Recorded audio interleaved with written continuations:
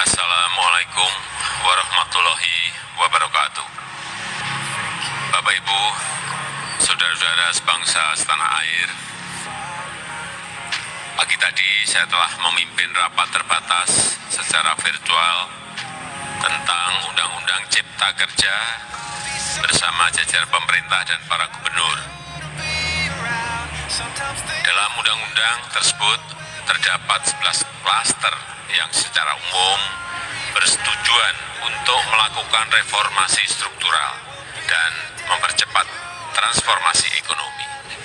Adapun klaster tersebut adalah urusan penyederhanaan perizinan, urusan persyaratan investasi, urusan ketenagakerjaan, urusan pengadaan lahan, urusan kemudahan berusaha, urusan dukungan riset dan inovasi, urusan administrasi pemerintahan, urusan pengenaan sanksi, urusan kemudahan pemberdayaan dan perlindungan UMKM, urusan investasi dan proyek pemerintah, serta urusan kawasan ekonomi. Dalam rapat terbatas tersebut, saya tegaskan mengapa kita membutuhkan Undang-Undang Cipta Kerja. Pertama, setiap tahun ada sekitar 2,9 juta penduduk usia kerja baru, anak muda yang masuk ke pasar kerja, sehingga kebutuhan atas lapangan kerja baru sangat-sangat mendesak. Apalagi di tengah pandemi, terdapat kurang lebih 6,9 juta pengangguran dan 3,5 juta pekerja terdampak pandemi COVID-19. Dan sebanyak 87% dari total penduduk bekerja memiliki tingkat pendidikan setingkat SMA ke bawah, di mana 39% berpendidikan sekolah dasar, sehingga perlu mendorong penciptaan lapangan kerja baru, khususnya di sektor padat karya. Jadi, Undang-Undang Cipta Kerja bertujuan untuk menyediakan lapangan kerja sebanyak-banyaknya bagi para pencari kerja serta para pengangguran. Kedua, dengan Undang-Undang Cipta Kerja akan memudahkan masyarakat, khususnya usaha mikro kecil, untuk membuka usaha baru. Regulasi yang tumpang tindih dan prosedur yang rumit dipangkas. Perizinan usaha untuk usaha mikro kecil (UMK) tidak diperlukan lagi, hanya pendaftaran saja. Sangat simpel. Pembentukan PT atau perseroan terbatas juga dipermudah. Tidak ada lagi pembatasan modal minimum. Pembentukan koperasi juga dipermudah. Jumlahnya hanya 9 orang saja. Koperasi sudah bisa dibentuk. Kita harapkan akan semakin banyak koperasi-koperasi di tanah air. UMK, usaha mikro kecil yang bergerak di sektor makanan dan minuman, sertifikasi halalnya dibiayai pemerintah, artinya gratis. Izin kapal nelayan penangkap ikan misalnya, hanya ke unit kerja Kementerian KKP saja. Kalau sebelumnya harus mengajukan ke Kementerian KKP, Kementerian Perhubungan, dan instansi-instansi yang lain, sekarang ini cukup dari unit di Kementerian KKP saja. Ketiga, Undang-Undang Cipta Kerja ini akan mendukung upaya pencegahan dan pemberantasan korupsi. Ini jelas karena dengan menyederhanakan, dengan memotong, dengan mengintegrasikan ke dalam sistem perizinan secara elektronik, maka pungutan liar, pungli dapat dihilangkan. Namun, saya melihat adanya unjuk rasa penolakan Undang-Undang Cipta Kerja yang pada dasarnya dilatar belakangi oleh disinformasi mengenai substansi dari undang-undang ini dan hoax di media sosial.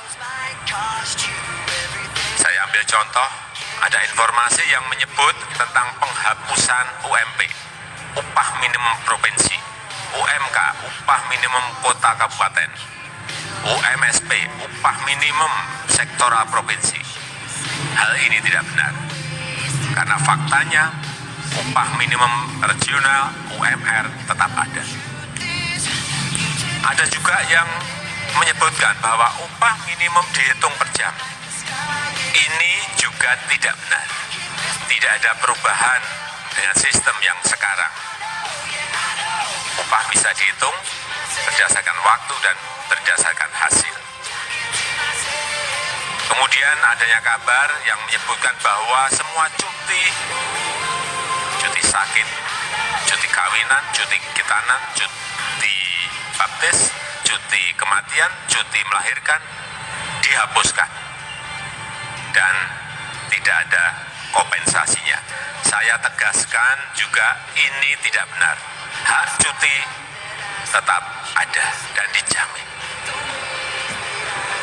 Kemudian apakah perusahaan bisa mem-PHK kapanpun secara sepihak?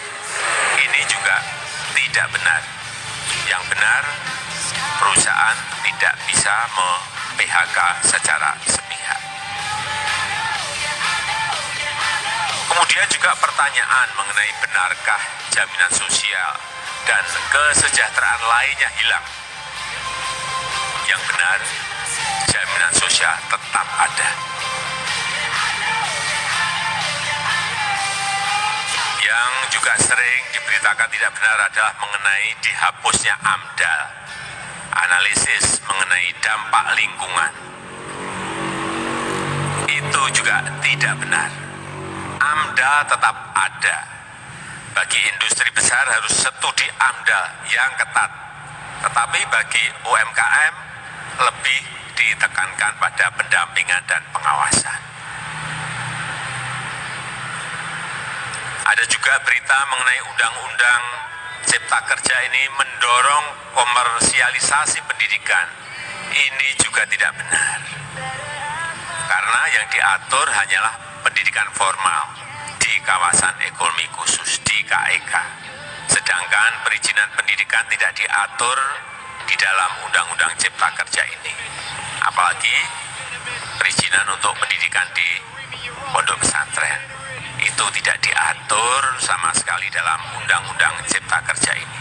Dan aturannya yang selama ini ada tetap berlaku. Kemudian diberitakan bahwa keberadaan bank tanah. Bank tanah ini diperlukan untuk menjamin kepentingan umum, kepentingan sosial, kepentingan pembangunan nasional, pemerataan ekonomi dan konsolidasi lahan serta reforma agraria. Ini sangat penting untuk menjamin akses masyarakat terhadap kepemilikan tanah, kepemilikan lahan, dan kita selama ini tidak memiliki bank tanah. Saya tegaskan juga bahwa Undang-Undang Cipta Kerja ini tidak melakukan resentralisasi kewenangan dari pemerintah daerah ke pemerintah pusat. Tidak ada. Perizinan berusaha dan pengawasannya tetap dilakukan oleh pemerintah daerah sesuai dengan NSPK, norma, standar, prosedur, dan kriteria yang ditetapkan pemerintah pusat. Ini agar dapat tercipta standar pelayanan yang baik di seluruh daerah dan penetapan NSPK ini dapat nanti akan diatur di dalam PP atau peraturan pemerintah. Selain itu, kewenangan perizinan untuk non-perizinan berusaha tetap ada di Pemda, sehingga tidak ada perubahan. Bahkan kita melakukan penyederhanaan, melakukan standarisasi jenis dan prosedur berusaha di daerah. Dan perizinan berusaha di daerah diberikan batas waktu. Ini yang penting di sini. Jadi ada service level of agreement. Permohonan perizinan dianggap disetujui bila batas waktu telah terlewati. Saya perlu tegaskan pula bahwa Undang-Undang Cipta Kerja ini memerlukan banyak sekali peraturan pemerintah atau PP dan peraturan presiden atau Perpres. Jadi setelah ini akan muncul PP dan Perpres yang akan kita selesaikan paling lambat 3 bulan setelah diundangkan. Kita pemerintah membuka dan mengundang masukan-masukan dari masyarakat dan masih terbuka usulan-usulan dan masukan dari daerah-daerah. Pemerintah berkeyakinan melalui Undang-Undang Cipta Kerja ini jutaan pekerja dapat memperbaiki kehidupannya dan juga penghidupan bagi keluarga mereka. Dan kalau masih ada, jika masih ada ketidakpuasan terhadap Undang-Undang Cipta Kerja ini, silahkan mengajukan uji materi atau judicial review melalui MK, Mahkamah Konstitusi.